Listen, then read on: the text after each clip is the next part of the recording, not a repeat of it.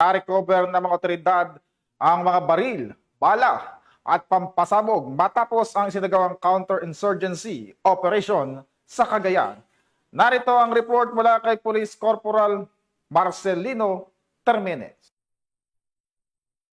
Na-recover ng mga otoridad ang iba't ibang uri ng baril, bala, pampasabog at iba pang mga gamit sa isinagawang counter-insurgency operation sa Barangay Tanglagan, Gataran, Cagayan noong August 27, 2025. Ang operasyon ay sinagawa ng 204th Maneuver Company, Regional Mobile Force Battalion 2, katuwang ang 112 Special Action Company, 11th Special Action Battalion ng PNP SAF. Batay sa impormasyong ibinahagi ng dating rebelde, ang mga nakumpiskang pampasabog ay isinailalim sa kustodiya ng Provincial Explosive and K9 Unit ng Cagayan Police Provincial Office para sa tamang disposisyon, habang ang 204th Maneuver Company, Regional Mobile Force Battalion 2 ang nangasiwa sa iba pang nakuhang gamit para sa kaukulang dokumentasyon. Mula dito sa headquarters sa Fort Santo Domingo, Santa Rosa City, Laguna, ang tahanan ng inyong tagaligtas. Ako ang inyong PNN correspondent, Police Corporal Marcelino Termenes, alagad ng batas, tagataguyod ng Balitang Pulis.